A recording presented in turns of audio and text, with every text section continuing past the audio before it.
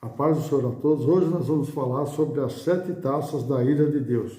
Está lá no livro de Apocalipse, capítulo 15, versículo 16. Vamos falar a primeira parte. Dentre as diferentes correntes escatológicas, basicamente existem 3 interpretações principais sobre esse assunto. A primeira posição, menos conhecida, é que as 7 taças se refere exclusivamente ao período específico da época dos tempos de João, anunciando o castigo e a queda do Império Romano. Então, numa época, isso não aconteceu. Não aconteceu e já faz o quê? Quase 2000 anos que o Império Romano, naquela época de João, já não existe mais, então isso não é verdade. A primeira, a mais conhecida, a segunda, entre os cristãos que defende que as 7 taças se refere exclusivamente a um período final de acontecimentos na segunda vinda de Cristo, administrado que tudo isso irá acontecer na grande tribulação, bem depois da igreja ser arrebatada. A última admite ou entende que as 7 taças se refere a um período que compreende desde a primeira vinda de Jesus Cristo até a segunda vinda.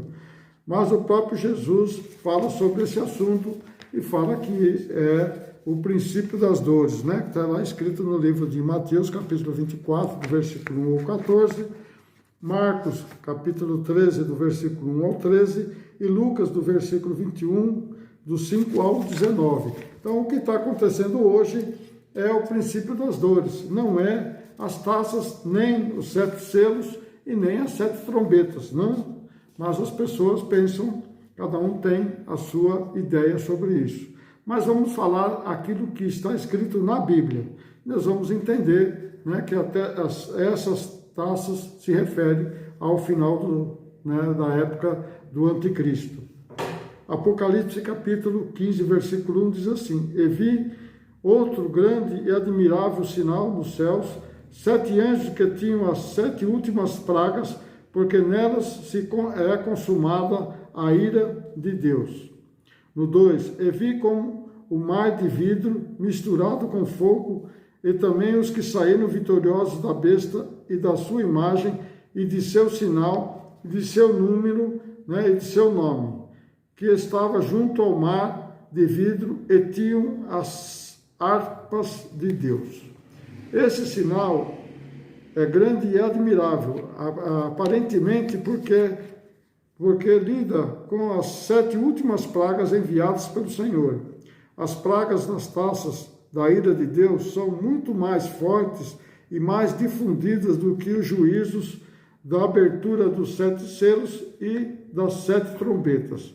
A ira de Deus é consumada com as 7 últimas pragas e, em seguida, a segunda vinda de Jesus Cristo e as bodas do Cordeiro. Então veja que estamos falando da época do Anticristo. Enquanto os 7 selos e as 7 trombetas retratam julgamentos parciais, as 7 taças representam o julgamento que estão prestes a ser consumados e, portanto, são os últimos da vida dos ímpios.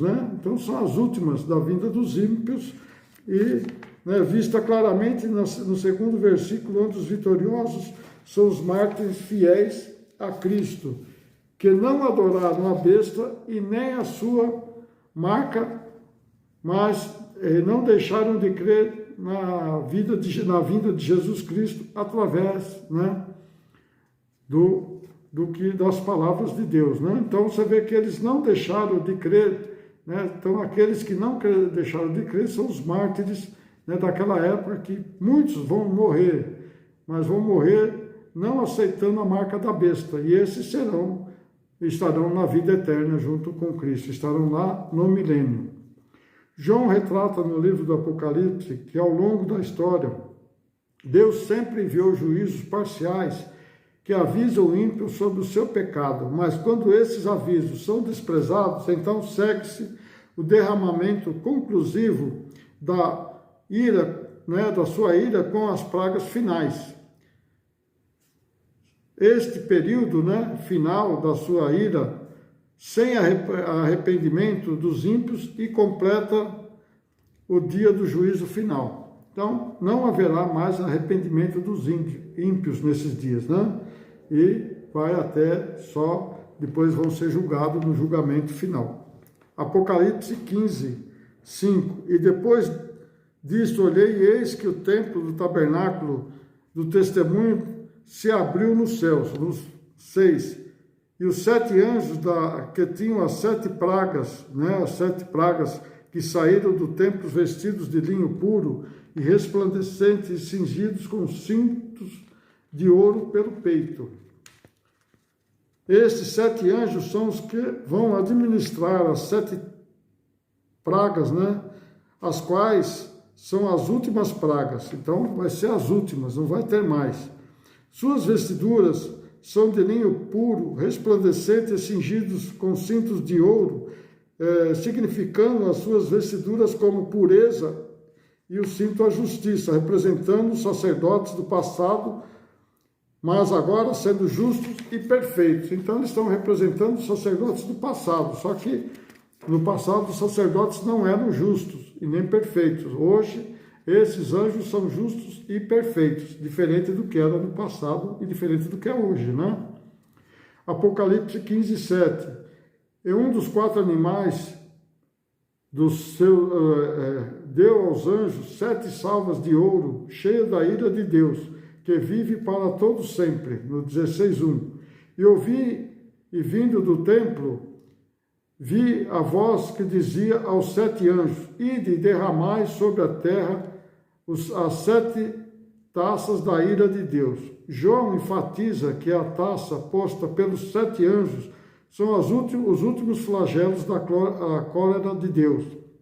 Começa agora o julgamento final dos ímpios, onde não haverá mais oportunidade para arrependimento. Esses 7 flagelos da cólera de Deus determinam o fim dos ímpios sobre a terra, onde não haverá mais oportunidade para se arrepender de seu pecado, com o início, né, do derramamento das 7 taças, está consumado, né, a vida dos pecadores. Então você vê, com o derramamento das 7 taças, os pecadores não vão ter mais como se arrepender. Por causa da dureza do seu coração, eles vão ser julgados lá no juízo final, né?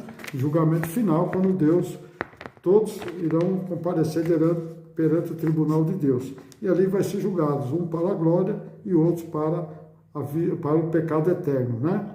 Lá no lago do fogo do inferno. Na vida, mas os mortos remanescentes são aqueles que adoraram a imagem e o número, não adoraram a imagem e o número da besta, que reinarão com Cristo até o final do milênio. E depois disso, o julgamento final, uns para a salvação eterna e outros para o pecado eterno no lago de fogo do enxofre do inferno. Nesse tempo, o derramamento das taças, não haverá salvação para a humanidade ímpia. Então, para aqueles que são pecadores, não haverá mais salvação. Essa é a primeira parte, né, uma introdução sobre as 7 taças, né, da ira de Deus. Então, não se esqueçam de pôr seu joinha, se você que gostou, né, sua like. Não esqueçam de, você que não é inscrito, inscreva-se e compartilhe com seus amigos, né?